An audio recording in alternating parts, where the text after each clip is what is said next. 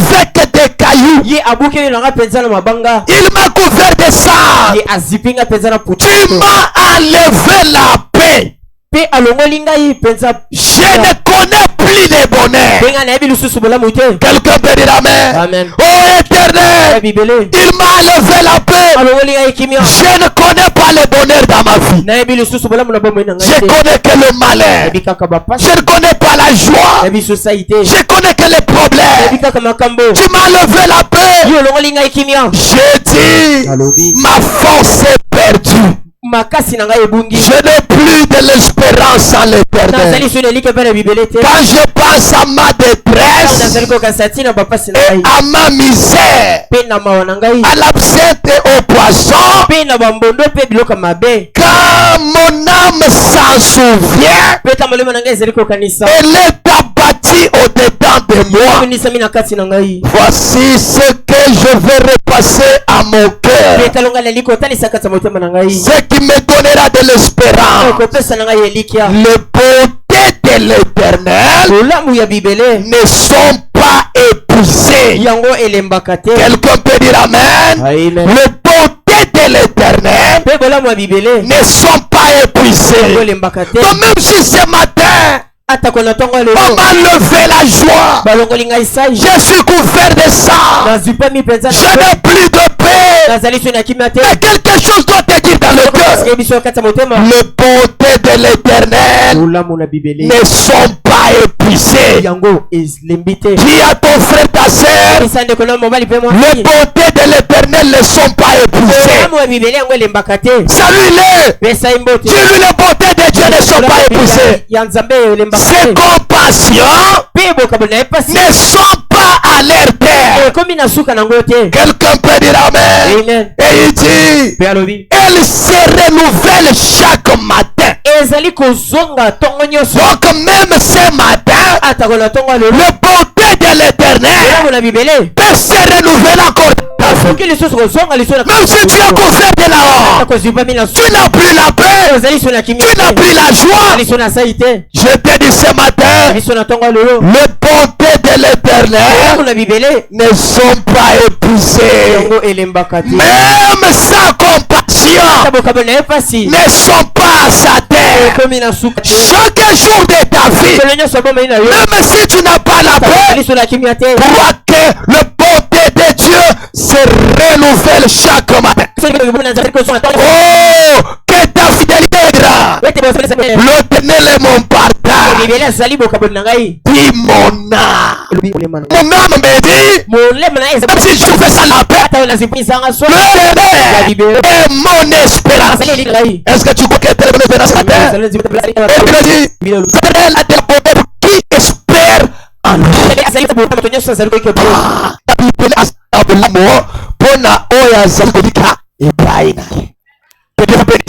C'est vraiment très frère. L'Éternel a de la beauté.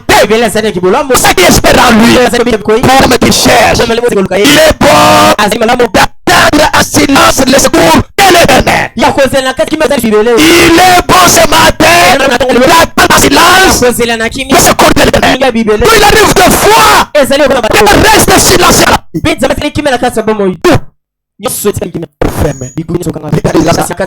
Espérant qu'il mais les glaces là, espère l'Éternel. Il est bon pour l'homme de porter le jour de sagesse. Il nous dit dans ce texte ici, parce que le Père pense. Le Père pense que tu m'accrois. Il fait de fois des choses inexplicables. Quand il fait tout ça, le Père me plaît. Afin que je ne veux pas. Que Dieu soit inexplicable. Il dit ça. Il mettra sa bouche dans la poussière. Sans peur de l'espérance. Est-ce que avec quoi? Vous devez toujours pas à la bonté de l'Éternel. Le Père de Dieu ne se pousse jamais. Il me surmontable. Le bonté de ce matin ne sont pas épuisés. Le bonté de Dieu se révèle chaque matin. Quel est le Dieu? Le bonté de Dieu ne sont pas épuisés. brisée, elle se renouvelle. Chaque matin, chaque jour, chaque nuit, elle se réveille. La beauté doit se révéler. Je te dis ce matin, ces beautés sont tirées. Quelqu'un est d'accord. C'est quelqu'un qui s'assoit. Pour que prier sur l'Élysée. Écoute, je répète. Pas le verset 16. Ainsi parle l'Éternel. Ainsi parle l'Éternel. Je reviens. Ainsi parle l'Éternel. Que Dieu puisse s'occuper. Je veux que tu arrives à la ainsi parle l'Éternel. Des larmes. Il y aura un salaire pour tes serfs. C'est là. Il y aura un salaire pour tes children. Et ça là viendra d'un pays béni. Voilà. C'est pas ce qui fait ta mort.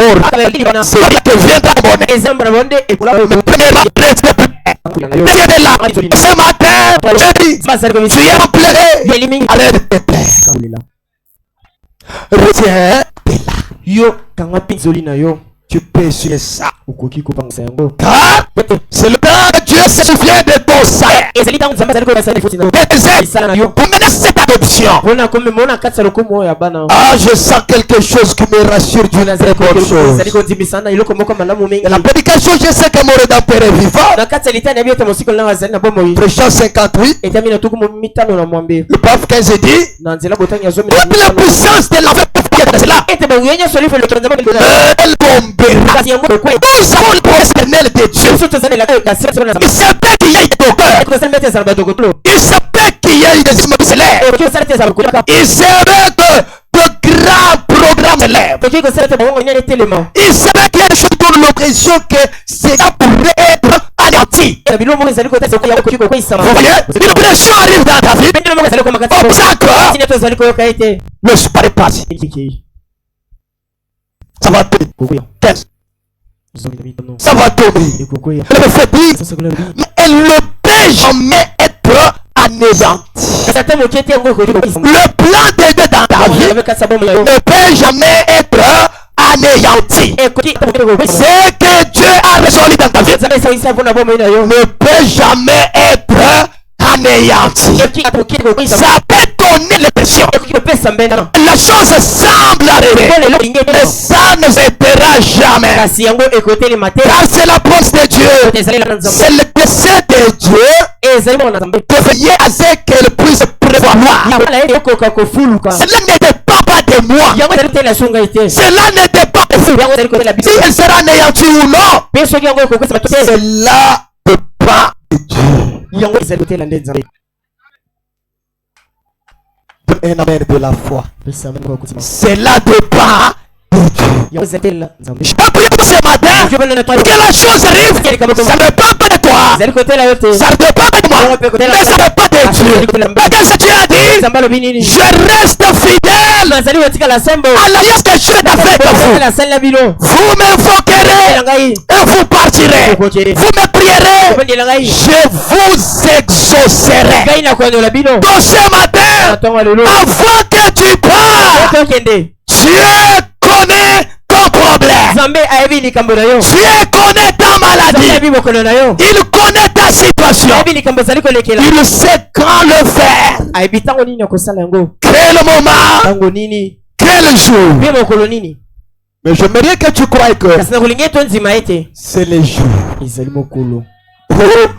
Gloire soit rendue à l'Éternel.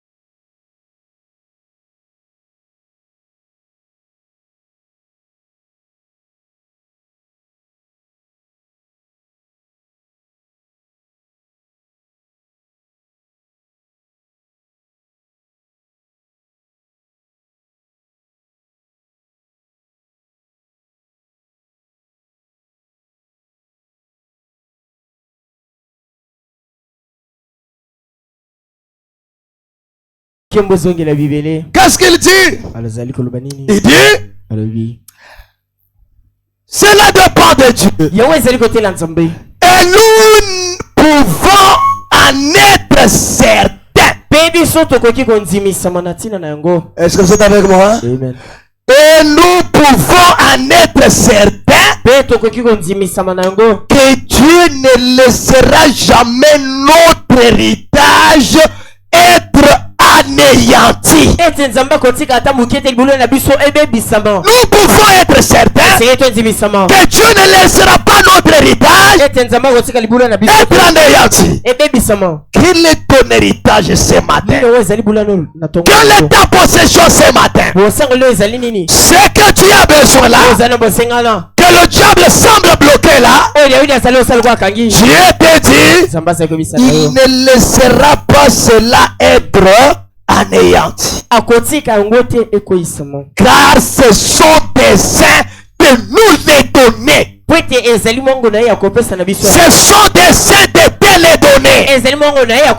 Donc ce que tu as besoin là, c'est le dessein de Dieu qu'il te donne cela. C'est le dessein de Dieu que tu arrives à palper cela dans ta vie. C'est le dessein de Dieu que cela arrive, mes frères. Est-ce que vous êtes avec moi?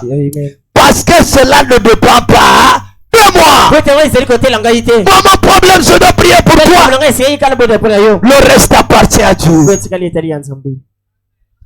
Et à toi qui dois mettre la foi. Est-ce que vous êtes là? Amen. Ah, cela dépend de Dieu. Ça ne dépend pas de moi. Il dit au paragraphe 16, maintenant, nous pourrions penser aussi aujourd'hui aux destructions, au fait d'essayer de détruire. Nous avons Christ sur base de la promesse. Est-ce que quelqu'un est avec moi? Amen. Nous avons Christ ici sur base de la promesse. Même si tu ne le vois pas, tu ne le sens pas, crois-le sur base de la promesse. Nous pensons aux enfants hébreux. Lorsque tu avais un dessein pour eux, lorsqu'ils étaient là à Babylone, et que la fournaise ardente fut chauffée cette fois plus qu'avant, afin d'anéantir le dessein de Dieu, et tout Babylone était en colère. Ils étaient décidés. Satan l'était aussi à anéantir le dessein de Dieu, car il savait que ses enfants hébreux allaient entrer dans la fournaise ardente. Aussi prépara-t-il la fournaise ardente lorsqu'il fit qu'elle soit chauffée cette fois plus, afin de s'assurer que le programme de Dieu serait anéanti. Mais Dieu voulait manifester sa puissance. Il voulait manifester sa puissance comment? En laissant ses enfants hébreux entrer dans la fournaise. Qu'ils entrent là afin qu'ils fassent quoi? Il faut mettre des litres afin qu'il manifeste sa puissance. Il voulait manifester sa puissance, mais pour manifester ça, il les a laissés entrer dans la fournaise. Gloire soit rendue à l'Éternel. Et tout Babylone et l'affaire n'ont pas pu faire échouer ses desseins. Vous voyez, tout Babylone n'ont pas pu faire échouer les desseins de Dieu. Si Babylone et l'enfer n'ont pas pu faire échouer les desseins de Dieu. Toi tu penses que le diable va faire échouer les desseins de Dieu dans ta vie? Il ne peut pas le faire. S'il l'a fait avec les enfants hébreux, il ne peut pas le faire avec toi. Dieu voulait manifester sa puissance. Et moi aussi je crois cet après-midi que Dieu veut manifester sa puissance. Et s'il veut manifester sa puissance, il permettra que l'enfer s'ouvre. Il permettra que tout le monde soit contre toi. Mais cela ne pourra pas faire anéantir les desseins de Dieu. Oh, gloire soit rendue à l'Éternel. Vous me dites non, messieurs. Non, messieurs. Peu importe qu'ils essayent de chauffer cette fournaise ardente 1 million de fois de plus, cela n'aurait jamais anéanti les desseins de Dieu. Dieu voulait montrer qu'il était Dieu de délivrance.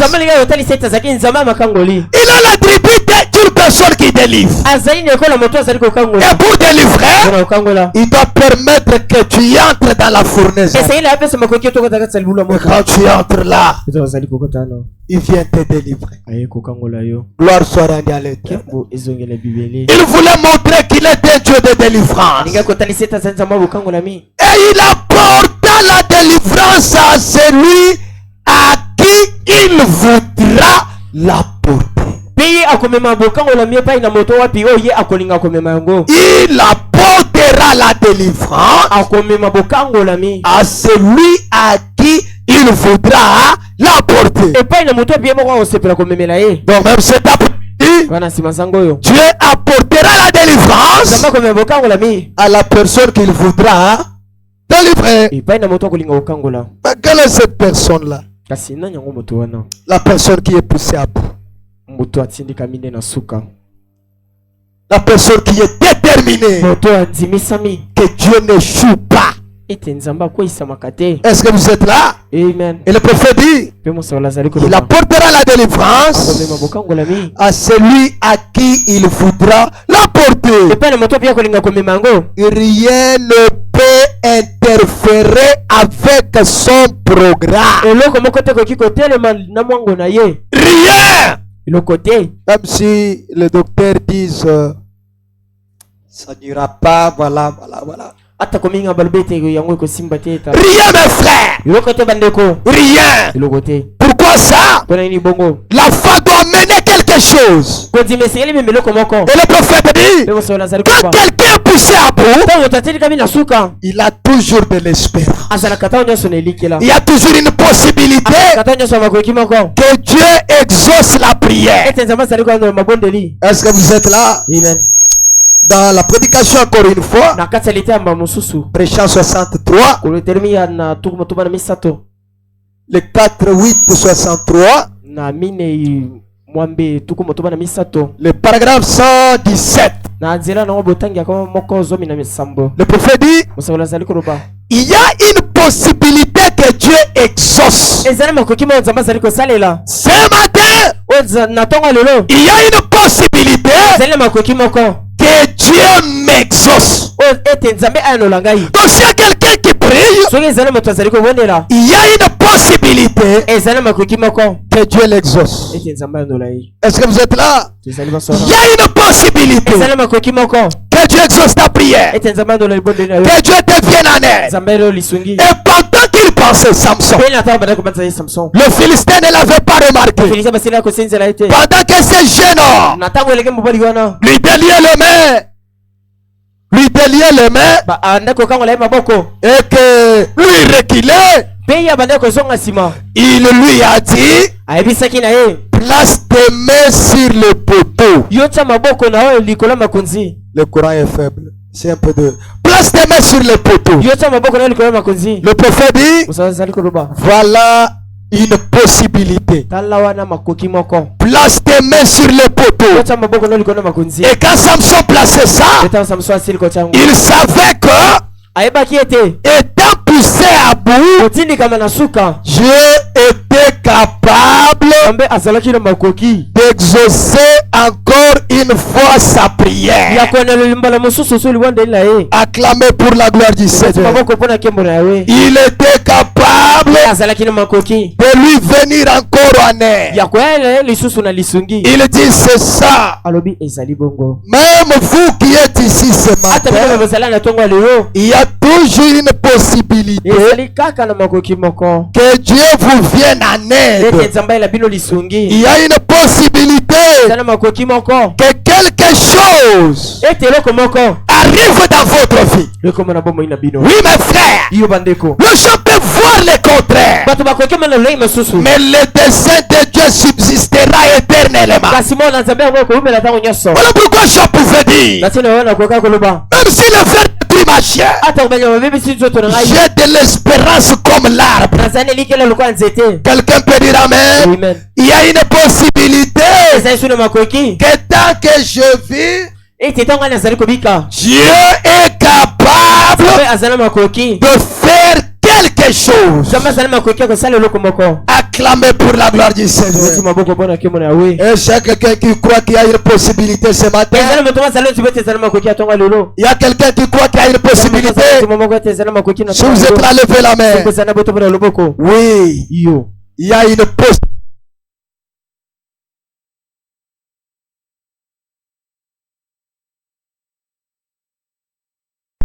Dans la prédication, la foi vient de ce qu'on entend. Le paragraphe 29. Prêchant 54. Qu'est-ce que le prophète dit? Mais si vous ne comptez que sur l'espérance, vous entravez la foi. Est-ce que vous êtes là? Amen. Quand quelqu'un est poussé à bout, souvent les gens ont de l'espérance. Comme la Bible l'a dit. Mais le prophète dit, l'espérance projette quelque chose loin. Mais vous devez avoir la foi à la place de l'espérance. Eh bien, l'espérance regarde à quelque chose qui est de loin. Vous voyez? L'espérance regarde à quelque chose qui est de loin. Mais la foi réclame à l'instant même.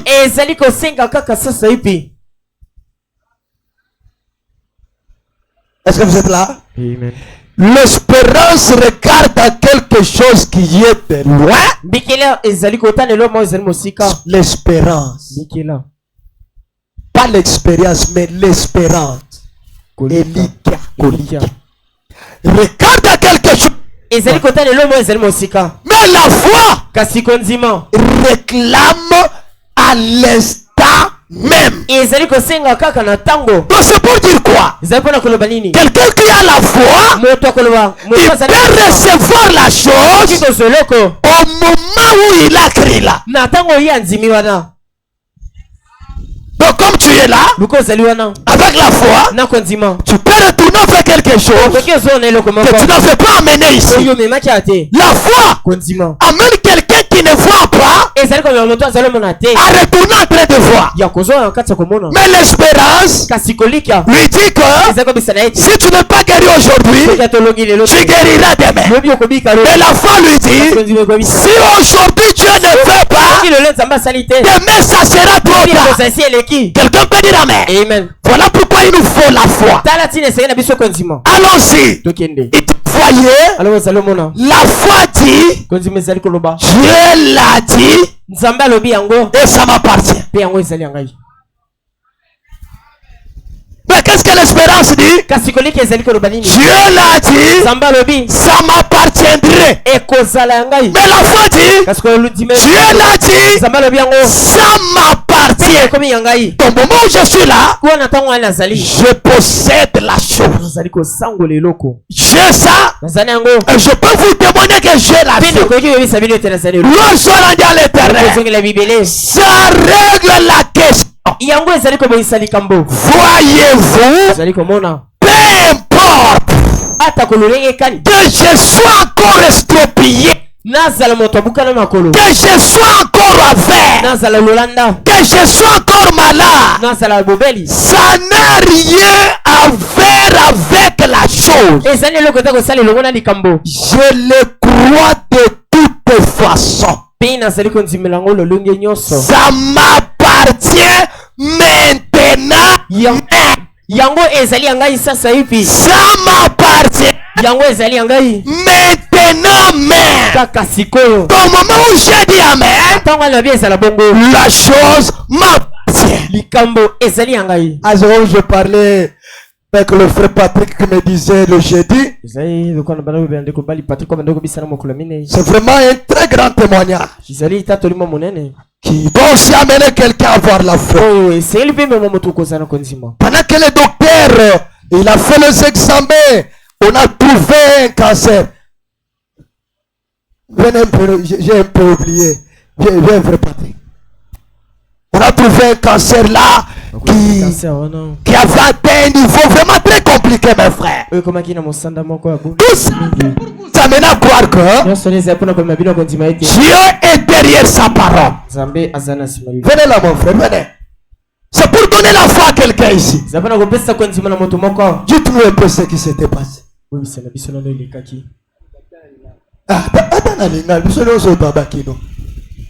Amen.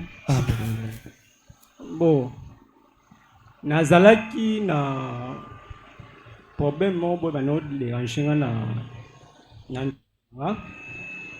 atambolaki presque na ba hôpital ebele na bandaki na Kabinda ko sesa ba examen bon ba ebisi ngai na sasa su ba examen ya radio en plus pe na makila presque na sasa ba examen surtout etangami ya makila oh ya secret sidanyo surtout mais ebimaki te bon ba eko stindangal susu na yo salsa examen ya échographie bon échographie